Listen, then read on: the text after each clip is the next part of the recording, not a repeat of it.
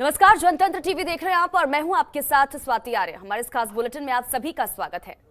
अगले साल होने वाले पंजाब विधानसभा चुनावों के लिए आम आदमी पार्टी जमकर प्रचार में लगी हुई है। आपके राष्ट्रीय संयोजक और इसी के साथ ही दिल्ली के मुख्यमंत्री अरविंद केजरीवाल लगातार पंजाब के दौरे कर रहे हैं और सत्ता की चाबी हासिल करने की कोशिशों में जुटे हुए हैं। इन्हीं कोशिशों के तहत जालंधर में आम आदमी पार्टी ने तिरंगा यात्रा निकाली। इसी पर देखिए हमारी खास रिपोर्ट।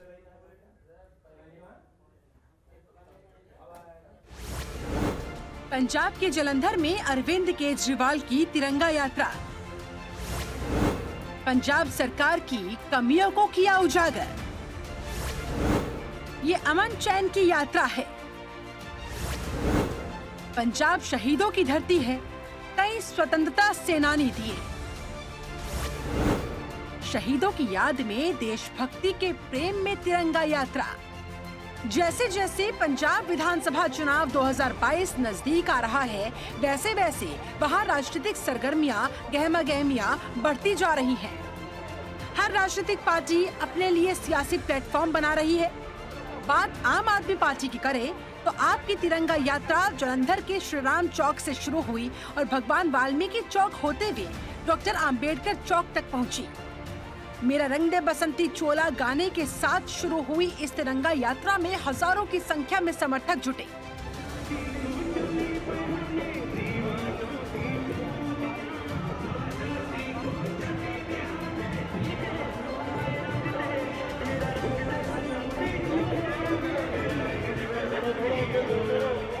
आम आदमी पार्टी के कई बड़े नेता भी मौजूद रहे।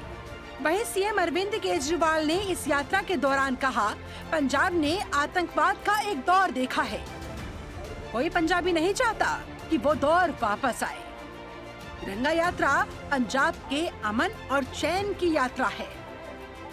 पंजाब शहीदों की धरती है और पंजाब ने बहुत बड़े बड़े स्वतंत्रता सेनानी पैदा किए। पंजाब ने आतंकवाद का दौर भी देखा। कोई भी पंजाबी नहीं चाहता कि ऐसा दौर दोबारा आए। सब लोगों ने बहुत मुसीबतें सही। शहीदों को समर्पित ये यात्रा आम आदमी पार्टी के लिए एक तरह का शक्ति प्रदर्शन है। केजरीवाल खुद लोगों से इस यात्रा में जुड़ने का अनुरोध कर रहे हैं। इस यात्रा को सफल बनाने के लिए आपके उम्मीदवार भी पूरा जोर लगा रहे हैं। वहीं इस यात्रा के बाद आम आदमी पार्टी का पंजाब में आधार स्पष्ट हो जाएगा।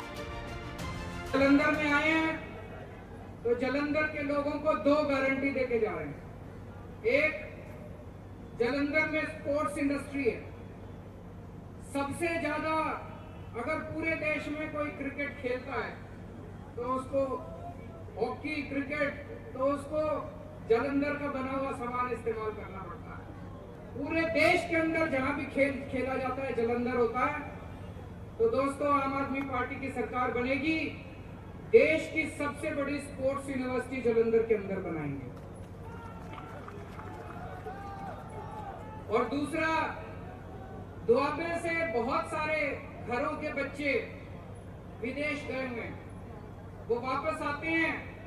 आसपास कोई एयरपोर्ट नहीं है। ये बहुत पुरानी मांग है कि यहाँ पे जलंधर में इंटरनेशनल एयरपोर्ट होना चाहिए। आम आदमी पार्टी की सरकार बनेगी तो जलंधर के अंदर इंटरनेशनल एयरपोर्ट बनाएंगे। अरविंद केजरीवाल 2 दिवसीय दौरे पर पंजाब आए हैं। दौरे के दूसरे दिन यानी 16 दिसंबर को वो लंबी विधानसभा क्षेत्र पहुंचेंगे। अगले साल यानी कि 2022 में देश के 5 राज्यों में विधानसभा चुनाव होने हैं, जिसे लेकर सभी पार्टियों ने अपनी तैयारियां शुरू कर दी है। इसी कड़ी में आम आदमी पार्टी भी सभी राज्यों में अपनी जमीन तैयार करने में जी जान से जुटी हुई। ब्यूरो रिपोर्ट, जनतंत्र TV.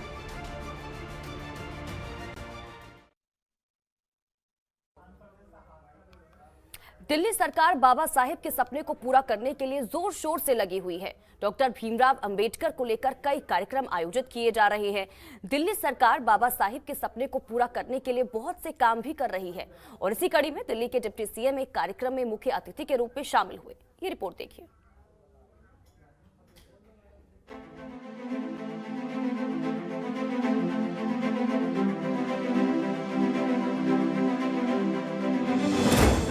Deputy CM Manish Sisodia ने किया गाना लॉन्च। भारत रत्न बाबा साहेब के जीवन पर है थीम सॉन्ग। बाबा साहेब के जीवन को बच्चे बच्चे तक पहुंचाएगी आप। बाबा साहेब के जीवन पर भव्य नाटक की हो रही तैयारी। जवाहरलाल नेहरू स्टेडियम में होगा मंचन।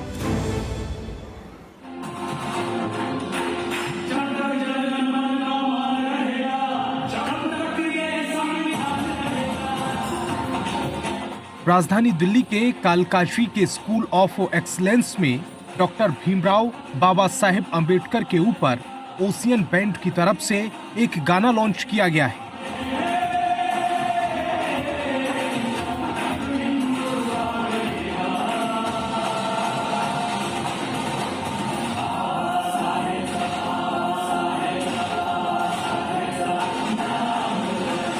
इस गाने की लॉन्चिंग के मौके पर दिल्ली के डिप्टी सीएम मनीष सिसोदिया पहुंचे।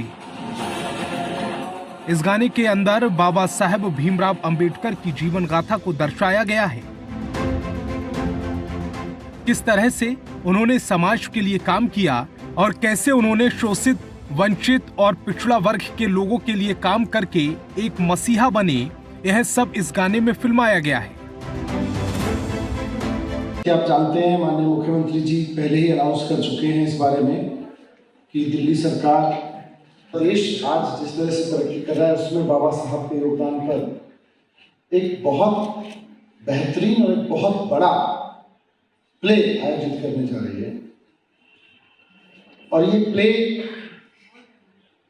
एक तरफ हमारी तरफ से, हम सबकी तरफ से, पूरे देश की तरफ से आज़ादी के 75वें वर्ष में बाबा साहब के प्रति एक कृतज्ञता प्रकट करने का तरीका भी है, लेकिन साथ साथ हम ये भी मान के चल रहे हैं कि आज़ादी के 75वें साल में बहुत आनंद मनाते हुए, बहुत जॉय के साथ, बहुत आनंद के साथ में हम सब लोग बाबा साहब को याद करें। दिल्ली सरकार बाबा साहेब के जीवन पर, उनकी सीख पर देश जो तरक्की कर रहा है, दिल्ली की आप सरकार बहुत बड़ा प्ले करने जा रही है।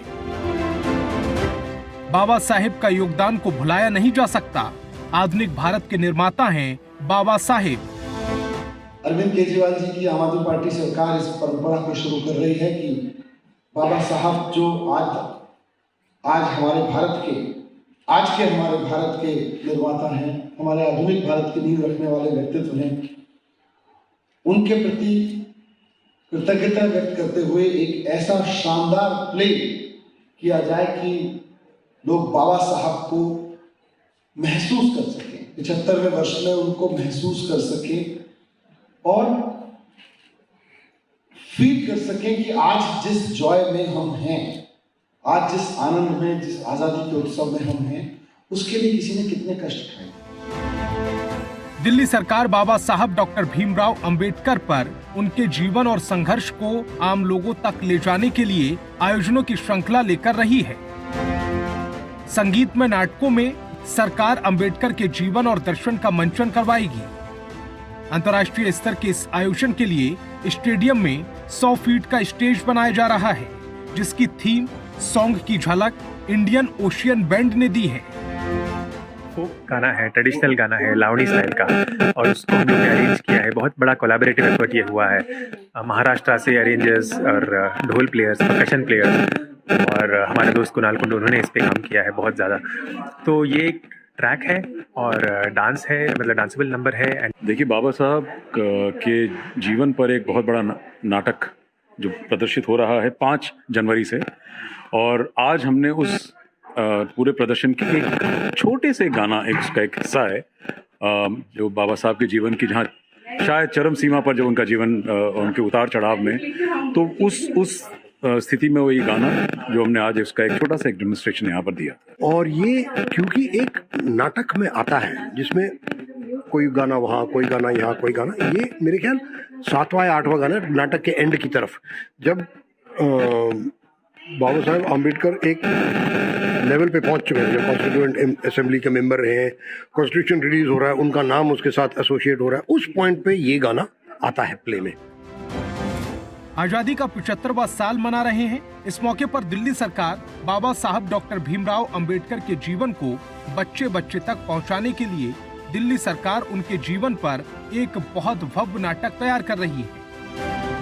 यह बहुत बड़े स्तर पर नाटक तैयार किया जा रहा है। पहला नाटक 5 जनवरी से पंडित जवाहरलाल नेहरू स्टेडियम में दिखाया जाएगा। यह पूरा नाटक उनके जीवन और विचारों पर आधारित होगा। इस नाटक के निर्देशन, आर्ट और क्रिएशन में नामचीन लोग जुड़े हुए हैं। ब्यूरो रिपोर्ट, जनतंत्र टीवी।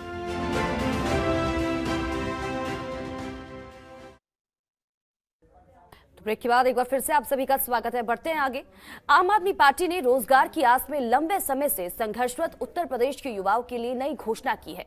नई घोषणा के मुताबिक हर घर रोजगार देने का वादा किया है और जब तक नौकरी नहीं मिलेगी तब तक हर महीने युवाओं को 5,000 रुपए दिए जाएंगे। इसके साथ ही 6 महीने में 1 लाख नौकरी भी दी जाएगी।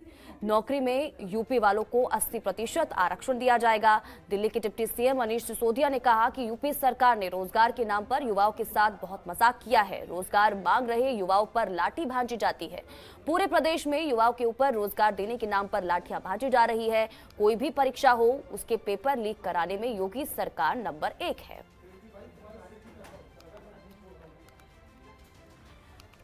तो देखिए, यूपी के लिए केजरीवाल की तरफ से दूसरी गारंटी ग्राफिक्स के जरिए भी आप तक पहुंचाई जा रही है। ये देखिए, जो गारंटी दी गई है वो हर साल 10 लाख युवाओं को रोजगार दिया जाएगा।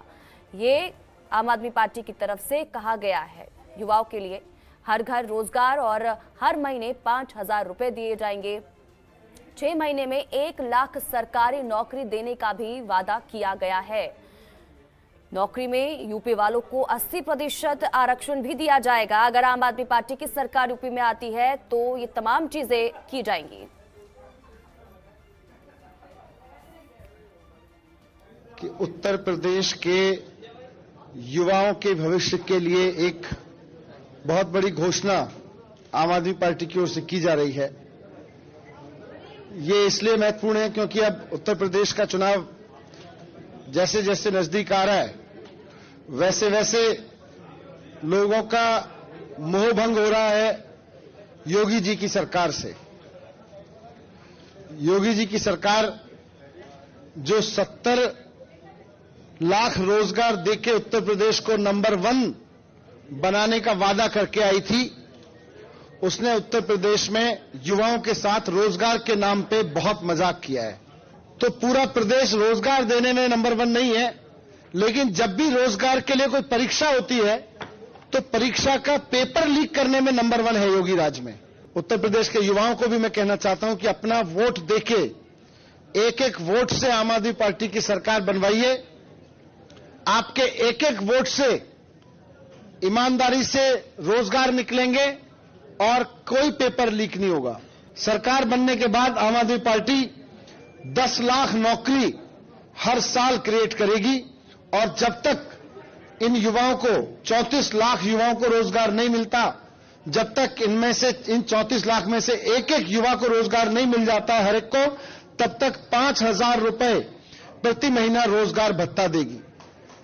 तो 5,000 रुपए प्रति महीना रोजगार भत्ता और हर साल 10 लाख रोजगार युवाओं को उपलब्ध कराना, और ये पूरा खाका उत्तर प्रदेश के आम आदमी पार्टी के कार्यकर्ताओं की टीम ने, संजय सिंह जी ने, अरविंद केजरीवाल जी के नेतृत्व में पूरी आम आदमी पार्टी ने बहुत सोच समझ के बनाया है।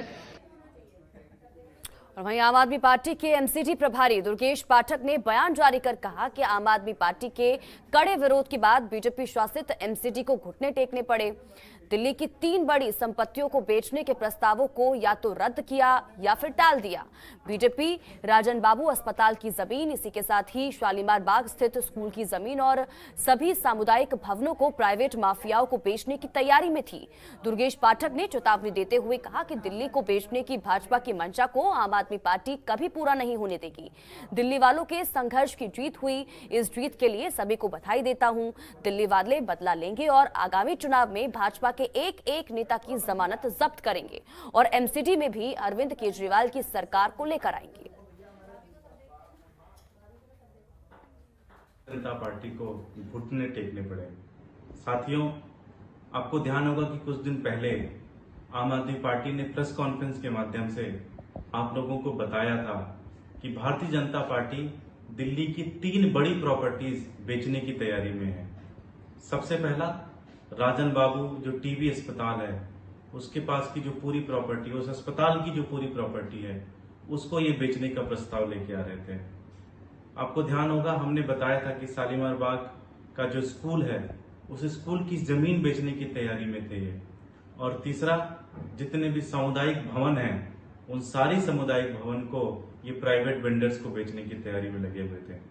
लेकिन आप लोगों ने जो संघर्ष किया, जब से ये जानकारी आई, आप लोगों ने जिस तरह से भारतीय जनता पार्टी के नेताओं के ऊपर दबाव बनाया, जिस तरह से भारतीय जनता पार्टी के पार्षदों के ऊपर दबाव बनाया, उसका रिजल्ट ये निकल के आया। जिस तरह से आपने सोशल मीडिया पे लिखा, जिस तरह से आप लोगों ने बाकी जगहों पे लिखा, उसका परिणाम ये निकल के आया कि आज भारतीय जनता पार्टी के नेता लोग घुटने टेकने पे मजबूर हुए और ये सारे के सारे प्रस्ताव को या तो रद्द किया या तो पोस्टपोन किया।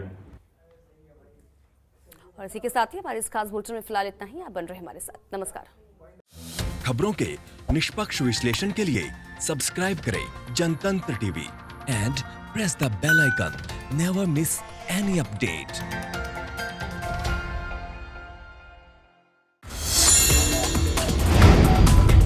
Download the Janatantra TV app, available on Google Play and App Store. Download it now.